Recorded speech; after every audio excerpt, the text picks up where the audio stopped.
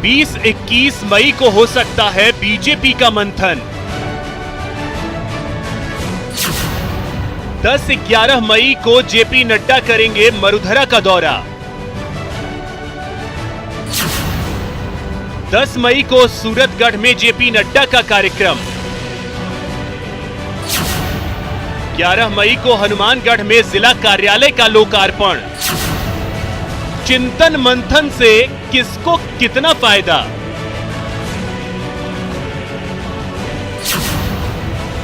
कांग्रेस का चिंतन versus BJP का मंथन। तो इसी पर चर्चा करेंगे। हमारे साथ जो गेस्ट पैनल है, सबसे पहले उनका परिचय करवा दूं। हमारे साथ जुड़ रहे हैं आशीष चतुर्वेदी जी, बीजेपी नेता हैं। गजेंद्र सिंह साखला जी हमारे साथ हैं, कांग्रेस से हैं। और साथ ही मिथिलेश जैमिनी जी, वरिष्ठ पत्रकार हैं, वो हमारे साथ जुड़ रहे हैं। सर, आप तीनों का बहुत बहुत स्वागत है न्यूज 18 राजस्थान पर। मिथिलेश जी, आज की चर्चा की शुरुआत में आपसे करना चाहूंगा, क्या दोनों ही पार्टियां चुनावी मोड में आ गई हैं? देखिए अभिषेक जी, दोनों ही पार्टियां चुनावी मोड में आने का एक कारण है कि राजस्थान एक मजबूत गढ़ है। भाजपा के तमाम आकलन राजस्थान में आके विफल हो रहे हैं, चाहे सचिन पायलट को लेके मानेसर वाला प्रकरण हो, या अभी बजट में जो इन्होंने पुरानी पेंशन स्कीम को बहाल किया। कई ऐसी स्कीम्स लगाई है, और जो भाजपा में 10 से 15 मुख्यमंत्री घूम रहे हैं, और अशोक गहलोत का जो कद बढ़ा है, जो उनका कद इतना ज़्यादा बढ़ा हुआ है कि आला कमान को भी विश्वास है कि हमारी केवल 2 राज्यों में सरकार बची है, लेकिन वो सरकार के साथ साथ अशोक गहलोत पर ज़्यादा बिलीव है। इसीलिए ये मंथन, ये चिंतन कांग्रेस का यहाँ हो रहा है। अब कांग्रेस में सबसे बड़ी दिक्कत क्या है कि अशोक गहलोत बहुत अच्छा काम कर रहे हैं, वो 2023 में वापस आने का दावा भी कर रहे हैं, और दावा में दम भी है। इसमें कोई कड़वी सच्चाई है जिसे बीजेपी आज ना स्वीकार करे, कल स्वीकार कर लेगी। लेकिन कांग्रेस के साथ ये कि उनका जो राजकुमार है, वो राजकुमार न तो गद्दी पर बैठने को तैयार है, न किसी दूसरे को बैठने दे रहा है। तो कांग्रेस की दुर्भाग्य यह है कि कांग्रेस का लीडर, जिसे ये कहते हैं कि राहुल गांधी, वो बनने को तैयार नहीं है, तो दूसरे को और बनने नहीं देते हैं। तो कांग्रेस के साथ एक पुरानी कहावत है कि जिस पार्टी का लीडर, नेतृत्व घोड़ी पर बैठने को, हमारे मारवाड़ी में कहा जाता है कि अगर दूल्हा घोड़ी पर बैठने को तैयार नहीं तो अशुभ संकेत होते हैं। वही कांग्रेस के साथ हो रहा है। कांग्रेस का जो दूल्हा है वो राहुल गांधी है, और वो दूल्हा घोड़ी पर नहीं बैठना चाहता, लेकिन बाराती बार बार उसको घोड़ी पर बिठाने के लिए हाथ पैर पकड़कर जब भी शिविर होता है कि राहुल गांधी के बिना कांग्रेस नहीं चलेगी। तो ये कांग्रेस के साथ दुर्भाग्य है। अब बीजेपी के हालात यह है कि बीजेपी में चाहे कोई माने ना माने, धड़ेबाजी है। और जो बीएल संतोष साहब कह गए कि हम यहाँ बिना चेहरे के लड़ेंगे, सबको अपना काम करना है, संसदीय बोर्ड तय करेगा, ये कागजी बातें हैं। सच्चाई यह है कि राजस्थान में अंदर खाते बहुत कुछ बीजेपी में टूट फूट है। हर कोई मुख्यमंत्री बनने की रेस में है। अब तो किरोड़ी लाल मीणा जी ने भी कह दिया कि हाँ, मैं भी मुख्यमंत्री बनने की रेस में हूँ। तो किरोड़ी लाल मीणा, वसुंधरा राजे, सतीश पूनिया, गजेंद्र सिंह शेखावत, राजेंद्र राठौड़, कैलाश मेघवाल, रंजीता कोहली, एक इतनी बड़ी सूची बीजेपी में हो गई है कि उनके जो फॉलोवर हैं वो अलग अलग ढंग से चला रहे हैं। दूसरी तरफ कांग्रेस में एक दुर्भाग्य है कि आज भी सचिन पायलट, लाभ या नुकसान, क्योंकि बीजेपी तो ये कहती है कि देखिए हमारे पास इतने चेहरे हैं। देखिए, इसे आप लाभ माने या नुकसान माने, लेकिन हिंदुस्तान की जनता का और राजस्थान की जनता का पक्का विश्वास है कि एक नेतृत्व होना चाहिए, एक मुखी नेतृत्व होना चाहिए। अगर 10 आदमी निर्णय लेंगे तो वो घर फूट जाता है। मारवाड़ी में कहा तो मुखिया एक होना चाहिए। अगर 10 मुखिया होंगे तो रायता बिखर जाएगा। कांग्रेस में हालात क्यों हैं? क्योंकि सचिन पायलट और अशोक गहलोत की जो रस्साकसी चली गुटों की, हालांकि अशोक गहलोत ने पूरी तरह उस डैमेज को कंट्रोल कर लिया और सचिन पायलट को भी वापस जोड़ लिया, लेकिन उसको डैमेज को कंट्रोल कर लिया। लेकिन बीजेपी में अभी ये डैमेज कंट्रोल नहीं हुआ है। आज इतना बड़ा प्रदर्शन है, क्या मैडम डैमेज को कितना कंट्रोल कर पाती है और कब करती है, इसका इंतजार रहेगा। लेकिन अब एक चीज गजेंद्र जी मैं आपसे समझना चाहूंगा, जिस चीज की चर्चा अभी मिथिलेश जी ने भी की कि चुनौती कांग्रेस के सामने बहुत बड़ी यह है कि लीडर कौन, ये बहुत बड़ी चुनौती है। तो क्या, और संदेश भी ये कल वेणुगोपाल ने एक बयान भी दिया कि इस चिंतन शिविर के बाद बहुत कुछ आप देखेंगे कि परिवर्तन होगा। क्या माना जाए कि इस चिंतन शिविर के बाद पार्टी को एक अध्यक्ष जिसकी खोज पार्टी कर रही है वो मिल सकेगा? बिल्कुल मिल सकेगा तो जी, इसमें कहीं कोई चिंता की बात नहीं है। कांग्रेस का पूरा चुनावी जो प्रक्रिया है वो चल रही है डिजिटल प्रक्रिया के द्वारा और ऑफलाइन प्रक्रिया के द्वारा। 15 अप्रैल को हमारा सदस्यता अभियान समाप्त हो चुका है, लिस्टें फाइनल हो चुकी है। अब हमारे आगे शुरू हो रहे हैं ब्लॉक अध्यक्षों के चुनाव, उसके बाद हमारे पीसीसी मेंबर्स के चुनाव, उसके बाद में पीसीसी के पदाधिकारियों के चुनाव, उसके बाद एआईसीसी के मेंबर्स के चुनाव और उसके बाद में जाकर के पीसीसी चीफ का चुनाव और फिर एआईसीसी चीफ फाइनल अगस्त के अंदर एआईसीसी चीफ का चुनाव होगा। तो चुनाव प्रक्रिया के अंतर्गत कांग्रेस पार्टी चल रही है, इसमें कहीं चिंता करने की आवश्यकता नहीं है। तो कोई नेतागिरी की, कोई नेतृत्व विहीन वाली बात नहीं है। बात जो अभी आपके सामने कही गई कि बीजेपी के अंदर तो राजस्थान में मुख्यमंत्री खेल रहे हैं 10-15 जने, वो कह मैं मुख्यमंत्री, वो कह मैं मुख्यमंत्री। इसलिए और ये सब क्या है कि ढकोसले की बातें। राजस्थान की सरकार ने जमकर जनता के लिए काम किया है, बहुत बड़े बड़े महत्वपूर्ण फैसले किए हैं। उसके अंदर उसी का ही परिणाम है कि उपचुनाव के अंदर भारी वोटों से कांग्रेस जीती है और आगे भी जब भी चुनाव की स्थिति आएगी, आज ये जो मंथन हो रहा है कांग्रेस का मंथन शिविर के अंतर्गत देश के कुछ महत्वपूर्ण मुद्दों पर चर्चा होगी। आज बेरोजगारी चरम सीमा पर है, आज महंगाई चरम सीमा पर है, आज देखिए देश की अर्थव्यवस्था गिरती जा रही है, आज देश के अंदर डिमांड और सप्लाई का जो रेशियो बहुत बिगड़ चुका है। आज देश में डिमांड नहीं है फिर भी लोहा 2.5 गुना बढ़ गया है, कॉपर 3 गुना बढ़ गया है, एल्यूमिनियम 2.25 गुना बढ़ गया है, आम आदमी का सीमेंट जो है दुगुना हो गया है। आज देश की स्थिति बहुत खतरनाक दौर से गुजर रही है। ऐसी स्थिति के अंदर कांग्रेस अपनी जिम्मेदारी को समझती है कि हमें किस रूप तो में कांग्रेस अगर ये जिम्मेदारी समझ रही है, एक और चुनौती ये भी तो है गजेंद्र जी आपके सामने, क्योंकि पिछले 25-30 सालों का जो इतिहास रहा है राजस्थान का, उस इतिहास से भी आपको लड़ना है, इतिहास आपको बदलना है। 5 साल बीजेपी, 5 साल कांग्रेस। निश्चित रूप से तो आप इशारा कर रहे हो कि एक बार बीजेपी और एक बार कांग्रेस, ये मिथक इस बार 2023 में टूटेगा। और उस टूटने का कारण मैं जो जिम्मेदारी से कहता हूं वो ये है कि भारतीय जनता पार्टी का जो दोगला चेहरा है देश की जनता ने देख लिया। 2 करोड़ रोजगार प्रतिवर्ष देंगे, आज बेरोजगारी चरम सीमा पर है। नरेंद्र मोदी जी के 2013 के बयान है, वो बयान है कि देश के अंदर क्रूड ऑयल कम रेट हो रही है, डीजल पेट्रोल बढ़ रहा है, गैस बढ़ रही है, इसका मतलब देश की सरकार निकम्मी है, देश चला नहीं पा रही है। आज उनके पास उन सवालों का कोई जवाब नहीं है।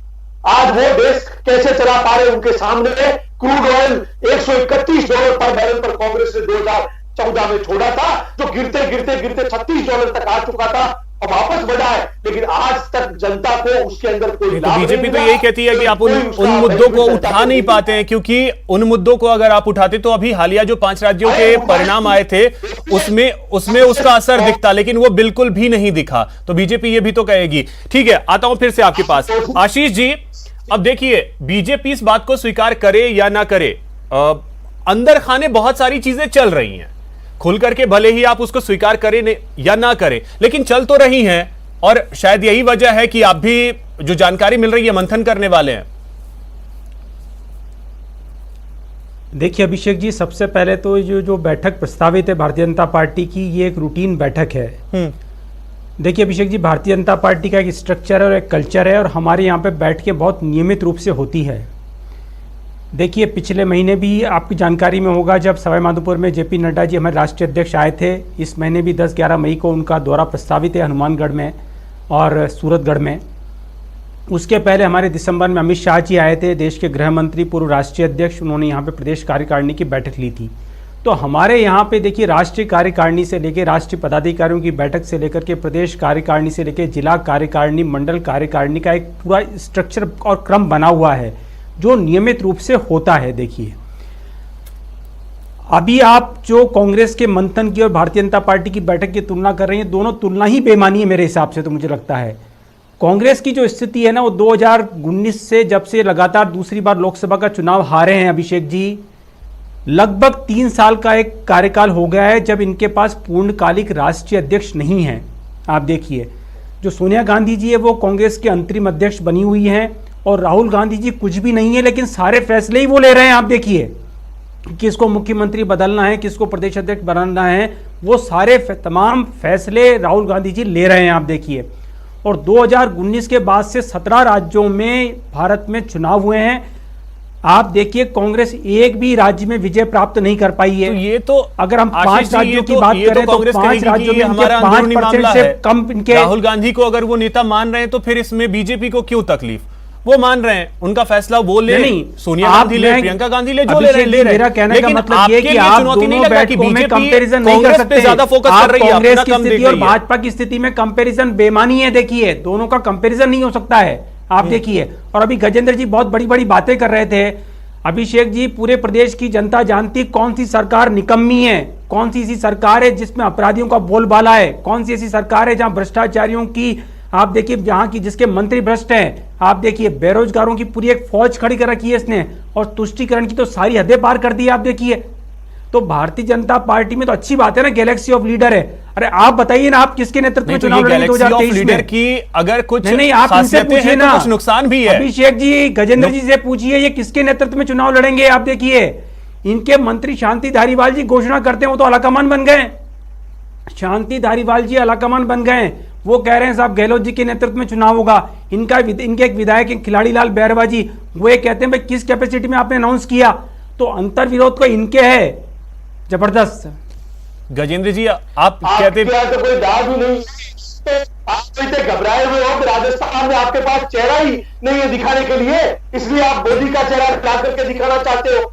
अरे राजस्थान की गजेंद्र जी, हमारे पास जो चेहरा है ना उसकी तो काट ही नहीं है आपके पास। हमारे पास तो करिश्माई नेतृत्व है जिसका बोलबाला पूरे विश्व में है। आप देखिए, हमको कोई जरूरत नहीं है चेहरे की। भारतीय जनता पार्टी के पास एक करिश्माई नेतृत्व है, परिश्रमी कार्यकर्ताओं की फौज है। भारतीय जनता पार्टी सामूहिक नेतृत्व में चुनाव लड़ती है, हमको आवश्यकता नहीं है। आप बताइए ना, आपके पास चेहरा कौन है?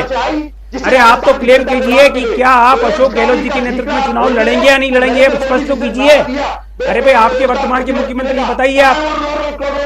अगर 2 करोड़ रोजगार मिलते तो 19 लाख रोजगार राजस्थान की जनता को प्रतिवर्ष मिलते। ठीक है गजेंद्र जी, बेरोजगारी समाप्त हो जाती। गजेंद्र जी एक सवाल वो पूछ रहे हैं कि जैसे उनके पास एक चेहरा है जिसके बारे में वो कह रहे हैं कि बीजेपी के पास तो चेहरा है, क्या कांग्रेस अगला जो चुनाव है वो अशोक गहलोत के चेहरे पे चुनाव लड़ेगी? नहीं, जब उनके पास राजस्थान में कोई चेहरा नहीं है और हमें चेहरा दिखाना जरूरी है क्या? हम भी राष्ट्रीय अध्यक्ष के नेतृत्व में लड़ेंगे, क्या दिक्कत है? उन्हें चेहरा पूछने की जरूरत ही, चेहरा वो पूछते हैं जिनके पास चेहरा नहीं है। हम भी कहेंगे हमारा राष्ट्रीय अध्यक्ष होगा, उसके नेतृत्व में चुनाव लड़ेंगे। क्या दिक्कत है इसमें कहने में? जब आपके पास कोई चेहरा नहीं है। आपका तो राष्ट्रीय नेतृत्व है कहां? बताइए ना, कौन राष्ट्रीय अध्यक्ष है आपका? बताइए तो सही, आपका राष्ट्रीय नेतृत्व कौन है? चेहरा बताइए ना आप। हमारा तो क्लियर है, देखिए हमारा तो चेहरा राष्ट्र में क्लियर है। ठीक है आशीष जी और गजेंद्र जी, ठीक है। अब मिथिलेश जी, मैं 1 मिनट आपके पास आ रहा हूं। मिथिलेश जी, अब अगर आपने कांग्रेस को भी सुना, बीजेपी को भी सुना, दरअसल यह है कि अपनी परिस्थिति को स्वीकार करना बहुत मुश्किल होता है, और वो दोनों ही पार्टियां क्या स्वीकार नहीं कर पा रही हैं? देखिए Abhishek ji, politics fifth truth और एंड नाम की जो लेखिका उन्होंने किताब लिखी है उसमें साफ कहा कि कोई भी राजनीति हो डेमोक्रेसी में, कोई भी पॉलिटिकल लीडर हो, वो सच से बहुत दूर रहता है, सच से उनका कोई नाता नहीं होता है। राजस्थान में दोनों पार्टियों के अलावा आज तीसरी पार्टी भी एंट्री हो गई है और चौथी पार्टी भी एंट्री हो गई है। कांग्रेस बीजेपी के अलावा आज आपका यहाँ कार्यालय खुल गया है, और आरएलपी के हनुमान बेनीवाल पहले मेवाड़ में दौरा करके आए हैं, और कल उन्होंने चौंकाते हुए चूरू में बीजेपी के सबसे दिग्गज नेता राजेंद्र राठौड़ को चुनौती देने के लिए रफीक मंडेलिया के घर पर आयोजित जो इफ्तार पार्टी उसमें शामिल हुए। तो आप केवल कांग्रेस बीजेपी की बात मत करिए, अगर इन दोनों से परेशान है जनता तो तीसरे विकल्प पर भी जा सकती है। तो आप और आरएलपी को राजस्थान में आप किनारे पर नहीं रख सकते। जो गंगानगर और उसके आसपास के इलाके हैं, वहाँ के कांग्रेसी विधायकों से मेरी बात हुई, बीजेपी विधायकों से बात हुई, तो उन्होंने कहा कि हमारी तरफ तो झाड़ू चल रही है, या तो झाड़ू उठानी पड़ेगी, नहीं हमारी झाड़ू लग जाएगी। तो कुल मिलाकर लब्बो लबाब ये है कि दोनों ही पार्टियां भ्रम में ना रहे। ये चिंतन और मंथन से केवल अमृत ही नहीं निकलेगा, जो हलाहल निकलेगा, जो जहर निकलेगा, उसको पीने के लिए कौन तैयार है, पर्टिकुलर कांग्रेस में। क्योंकि कांग्रेस में राहुल गांधी, G23 और जो पार्टियों में चल रहा है, ठीक है, अशोक गहलोत निर्विवाद रूप से एक कांग्रेस के बड़े चेहरे हैं, और उनकी जो सोच है गांधीवादी, उससे कांग्रेस बच सकती है। अगर कांग्रेस ने इस चिंतन शिविर में राष्ट्रीय अध्यक्ष की घोषणा नहीं की अगर इस चिंतन शिविर में कुछ कंक्लूजन नहीं निकला तो 2 राज्यों में है बीजेपी का जो सपना है, प्रधानमंत्री नरेंद्र मोदी ने कहा था कि ये देश कांग्रेस मुक्त हो जाएगा, तो कांग्रेस मुक्त हो जाएगा। तो मेवाड़ की धरती पर कांग्रेस के लिए एक बड़ा दिन है कि वो कोई फैसला ले, नहीं तो ऐसा नहीं हो कि कांग्रेस इतिहास में रह जाए, क्योंकि इनका राजकुमार कुछ भी कर सकता है। इनको राजकुमार से फायदा कम है, नुकसान ज्यादा है। जब भी कुछ होता है इनके नेता कहते हैं हम राहुल गांधी के आदर्श पे चलेंगे। राहुल गांधी के आदर्श क्या है ये जनता पूछती है। तो नरेंद्र मोदी के सामने जब तक ये कोई अशोक गहलोत तो जैसा दो दिग्गज और चेहरा नहीं पार्टियों उतारेंगे। का जिक्र आपने किया मिथिलेश जी, क्या वो दोनों पार्टियां 2023 में चुनौती उस लेवल की दे पाएगी? क्योंकि हमने देखा है राजस्थान का इतिहास, भले ही थर्ड फ्रंट कई बार खड़ा होने की कोशिश करता है लेकिन गिर जाता है, या तो वो सस्टेन नहीं कर पाता, करना नहीं चाहता, क्योंकि हमने बीच बीच में देखा है कि कई नेता है अलग होते हैं फिर वापस उसी में आ जाते हैं। घनश्याम तिवारी भी एक उदाहरण है। देखिए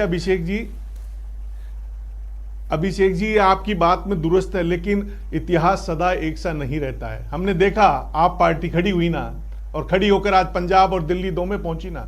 बीटीपी नए बच्चों ने पैदा की, एमएलए जीते ना बांसवाड़ा डूंगरपुर से। ऐसा कुछ नहीं है।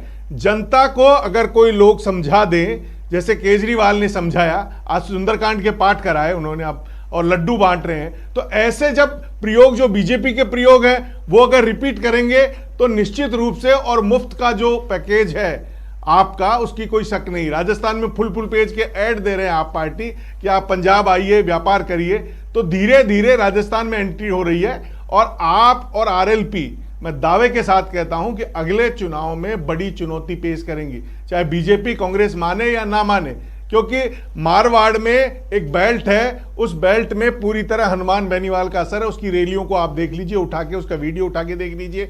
कल वो पंजाब से सटे एरिया में आपका भी प्रभाव होगा, इसमें भी कोई शक नहीं है। आज आपने शुरुआत भी कर दी है। तो गजेंद्र जी, आपको नहीं लगता कि आने वाले वक्त में अगर आंखें मूंदे रहेंगे, चुनौतियां अगर सामने हैं तो उसको फेस करेंगे तो शायद आप उससे ओवरकम कर जाएंगे, लेकिन अगर जो चुनौतियां सामने आ रही, चाहे वो आरएलपी ही हो, बीजेपी तो आपके लिए चुनौती है ही। आपके नेता भी कई बार बोलते हैं कि आमना सामना अगर है तो वो बीजेपी से है, लेकिन अगर आरएलपी खड़ी हो रही है, आम आदमी पार्टी धीरे धीरे एंट्री कर रही है, पंजाब में क्या हुआ हमने देखा, तो ये चुनौतियां आपके लिए हैं। अगर आंखें मूंदे रहेंगे तो इन चुनौतियों का सामना कैसे करेंगे? सर, पहली बात तो ये कांग्रेस आंखें मूंदे हुए नहीं है, ये किसी को गलतफहमी में नहीं रहना चाहिए। राजस्थान की जनता ने कांग्रेस को 2018 के अंदर जनमत दिया है, और उस जनमत के अंदर जिन वायदों को लेकर के हम जनता के बीच में आज 78% वायदे हमने जनता के लिए एग्जीक्यूट करके धरती पर लागू कर दिए हैं, ठीक है ना। उसको हम प्रॉपर तरीके से वॉच कर रहे हैं कार्यकर्ताओं के माध्यम से और सरकार के प्रशासनिक अधिकारियों के माध्यम से, कि जनता को उसका पूरा लाभ मिले।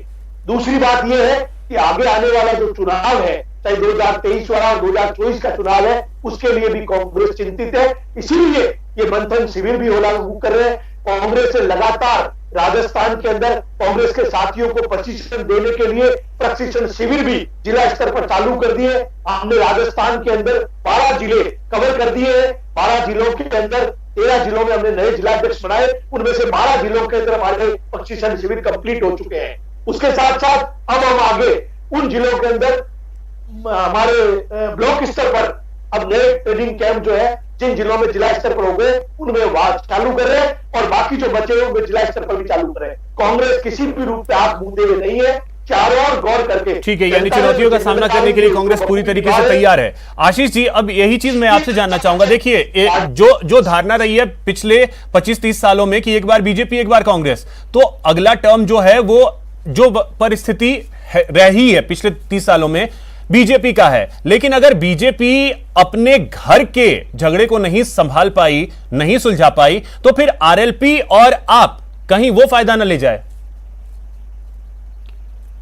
देखिए अभिषेक जी, सबसे पहले तो भारतीय जनता पार्टी में कहीं कोई आपसी झगड़ा नहीं है, कोई आपसी मनमुटाव नहीं है। आप देखिए भारतीय जनता पार्टी में नहीं, एक छोटा सा उदाहरण है कि आज जो अलवर में आपकी हुंकार रैली थी, वहां पोस्टर में से वसुंधरा राजे की तस्वीर गायब थी, वसुंधरा राजे की तस्वीर ही वहां नहीं। आप देखिए मुझे लगता है कि आप इस तरह की जो मुद्दे उठाते हैं ना, इसका कोई मतलब होता नहीं है। देखिए, जहाँ तक वसुंधरा जी की बात है, वो पार्टी की राष्ट्रीय उपाध्यक्ष हैं, 2 बार प्रदेश की मुख्यमंत्री रही हैं, प्रदेश की सम्मानित नेता हैं, जन नेता हैं। इससे ये सब बात इसको मान रहे हैं आप देखिए। और वो भी, अरे गजेंद्र जी सुनिए, थोड़ा सुनने का धैर्य रखिए। गजेंद्र जी सुनिए। अरे आप बताइए ना, अरे गजेंद्र जी आप तो बताइए ना, 2023 में किसके नेतृत्व में चुनाव लड़ेंगे, वो आप बता नहीं पा रहे हैं, तो सुनिए तो सही ना आप। और अभी ये बात कर रहे थे, वादों की बात कर रहे थे। आप देखिए 2018 में पूरे प्रदेश की जनता जानती है कि ये झूठे वादों का झांसा देकर के जो है सरकार में आए हैं। किसान आज भी कर्ज माफी के लिए संघर्ष कर रहा है। आप देखिए क्या हुआ, 10 दिन में आप किसानों की कर्ज माफी करने वाले थे। बेरोजगारी भत्तों का क्या हुआ, संविदा कर्मी को क्या आप नियमित कर पाए? तो ऐसे बहुत सारे वादे हैं जो कांग्रेस सरकार पूरी नहीं कर पाई है। लेकिन अभिषेक जी, आपने प्रश्न पूछा है कि भाई ये जो तीसरी पार्टियां हैं, चौथी पार्टियां क्या इनकी चुनौती रहेगी या नहीं रहेगी, तो मैं स्पष्ट करना चाहता हूं अभिषेक जी, जो राजस्थान की परिस्थितियां रही है और राजस्थान का जो इतिहास रहा है, उसमें तीसरी चौथी पार्टी के लिए कोई स्थान है नहीं। मैं आपको लाइन से बता सकता हूं, 2003 में अगर आपको ध्यान हो तो सामाजिक न्याय करके एक पार्टी बनी थी, देवी सिंह जी पार्टी का क्या हुआ किसी को कुछ पता नहीं है। 2008 में प्रहलाद गुंजल जी ने पार्टी बनाई, उसका क्या हुआ किसी को कुछ पता नहीं है। 2013 में किरोड़ीलाल मीणा जी ने पार्टी बनाई, आम आदमी पार्टी ऐसा कर रही है, इस वजह से आम आदमी पार्टी ऐसा कर रही है, इतिहास बदल रही है वो। नहीं, ऐसा कुछ नहीं है, ऐसा कुछ है नहीं। आप देखिए, आम आदमी पार्टी ने भी उत्तर प्रदेश में चुनाव लड़ा है। बताइए ना कितने % वोट आए हैं उनको 0.49% वोट आए। अब एक छोटा सा जल्दी से 10 सेकंड में क्लोजिंग कमेंट मिथिलेश जी मैं आपसे चाहूंगा कि चिंतन कांग्रेस का हो या मंथन बीजेपी का, क्या मिलता दिख रहा है? देखिए, चिंतन और मंथन से कुछ मिलता दिखता है या नहीं दिखता है, पॉलिटिकल मामला दूसरा है। लेकिन राजस्थान की जनता ये मानना चाहती है कि जो कांग्रेस का जो चिंतन शिविर है, उसमें सचिन पायलट और अशोक गहलोत दोनों एक होकर, एक मुखी होकर अगर चुनाव लड़ते हैं 2023 में, जैसा सचिन पायलट कह रहे हैं, तो कुछ हो सकता है। अगर अशोक गहलोत के नेतृत्व में चुनाव लड़े जाते हैं तो निश्चित रूप से, क्योंकि अशोक गहलोत राजस्थान के 3 बार मुख्यमंत्री रहे, उनका जनाधार है, इसमें कोई शक शुबा नहीं है। वो गांव और ढाणी तक के आदमी को जानते हैं। उनका एक बड़ा राजस्थान में भैरव सिंह शेखावत के बाद कोई कद है तो वो अशोक गहलोत का है, नो डाउट। इस सच्चाई को कोई भी, हम चाहे बीजेपी वाले हो चाहे कांग्रेस हो, कोई इसको नकार नहीं सकती। जहां तक बीजेपी का मामला है, बीजेपी में मंथन से अगर कुछ एक वसुंधरा राजे और सतीश पूनिया जी और गजेंद्र सिंह शेखावत, ओम बिड़ला, इन सब में से कोई एक मुखी नेतृत्व, क्योंकि वसुंधरा जी ने जब परिवर्तन यात्रा तो की थी, एक मुखी नेतृत्व की तरफ बीजेपी बढ़ पाती है या नहीं, इसका भी इंतजार रहेगा। और चिंतन शिविर से क्या कुछ निकलता है, इस पर भी नजर रहेगी। फिलहाल बहुत शुक्रिया आप सभी का हमारे साथ जुड़ने के लिए, चर्चा में शामिल होने के लिए। फिलहाल इतना ही, नमस्कार।